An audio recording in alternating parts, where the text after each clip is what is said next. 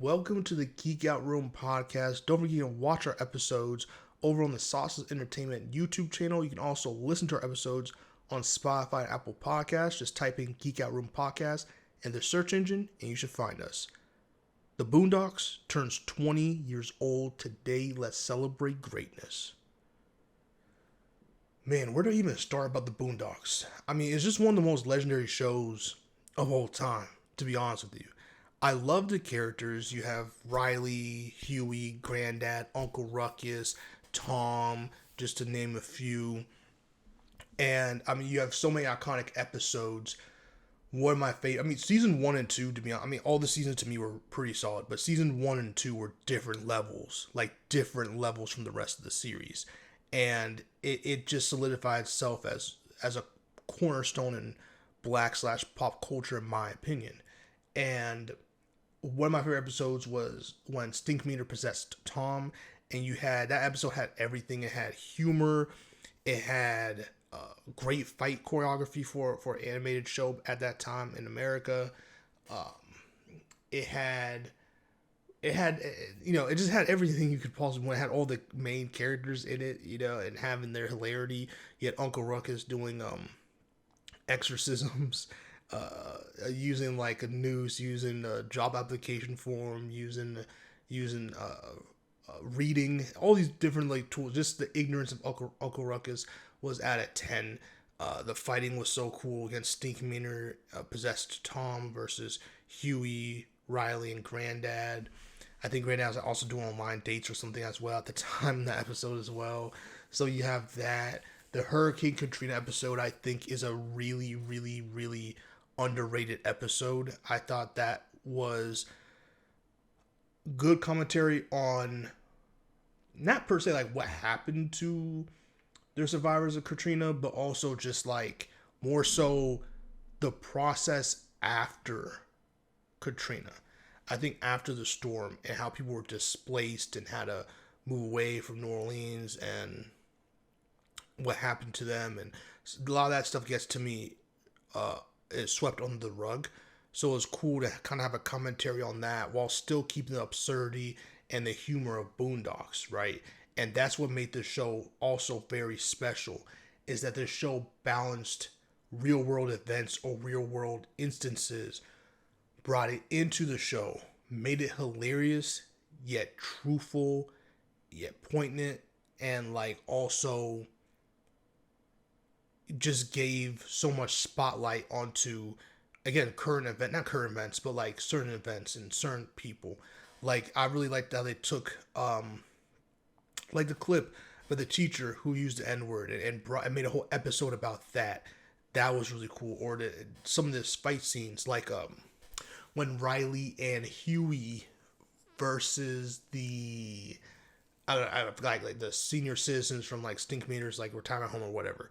Like that fight choreography right there was taken, or at least not even taken, inspired heavily. You can easily tell, inspired from the fight of in Naruto was where Sasuke versus Orochimaru, right? And when Sasuke was a kid during tuning exams. So like you have anime inspirations there. You have inspirations from real world or current events at the time. And Boondocks is one of those timeless shows where it shows you how history repeats itself, because you could take a couple of Boondocks episodes and drop it today, and people who never seen or heard the Boondocks would think it came out today, because the events heavily mirror some stuff that were, at this point, the show's 20 years old, so 20 years old of events. And that, again, shows how history can repeat itself when we're not learning and paying attention, right? So you had that. You have the episode, I think it was the beginning of season 2, where they snuck in to watch like Soul Plane or something, and then Huey versus Uncle Ruckus and Jasmine was really fun, that episode. Like, they just find ways to make such absurd premises so funny and so solid with so much care. And the voice acting, man, from Regina King playing two characters and really being able to embody both characters very differently, to the point where you can even tell that was the same person voicing two characters.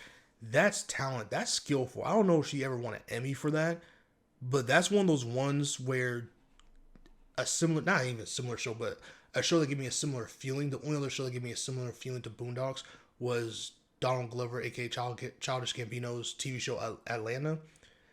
How that did get not Grammy, a Emmy, but it didn't get nearly as much Emmys or recognition I thought going for the later seasons, and I feel like that's the same here. It's one of those things that just gonna go and live on within our community, and I'm fine with that. But man, Virginia King put on a masterclass. You had Samuel L. Jackson make some appearances. You had Terry Crews make some appearances. Like you just really had a lot of people come in and make great dedication to this. And rest in peace, man, I forgot his name. It's really escaping me on top of my head, and I feel so bad. But Granddad's voice actor passed away a couple of years ago, and I remember there was rumors about Boondocks making a comeback. I don't know how true those rumors were or are, but he passed away unfortunately during those times when they were rumored to be coming back together again and filming some or recording some lines and stuff. So that was a huge blow, huge blow. I mean, talking about someone has legendary roles on Friday and Wayne. Is it Wayne's World? Not Wayne's World, but the Wayne's Brothers show. That I'm just sorry, it's late. I'm forgetting names now, but just an amazing run, amazing career. But going back to Boondocks real quick, you just have episodes with such iconic lines and characters. Like Thugnificent was hilarious. I don't know if I already said it, but the Usher episode where Tom does the number to let it burn, and they're dancing in the rain. That's iconic, man. I mean, there's just so many episodes, and then you hear about the episode, right, where Usher like Tom thinks Sarah, he's gonna lose Sarah and Jasmine to Usher, and then you hear the people who were directly behind the episode, making the episode, and talking about their real world experience of meeting Usher. And when you hear stories like that, that's what makes it so clever and cool, Boondocks.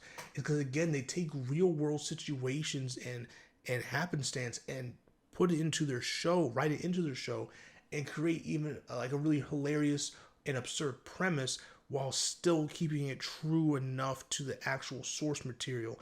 And that's hard to do, and that's really funny. You don't have to do it for certain shows, especially a cartoon show that premiered or that was airing on Cartoon Network, where not Cartoon Network, Cartoon Network, but aka Adult Swim, because of that time block and the violence or like the maturity of the show, right? So there's so many cool episodes of Boondocks. And if you haven't seen Boondocks, I highly recommend you do. What are you doing if you're now on the Boondocks train?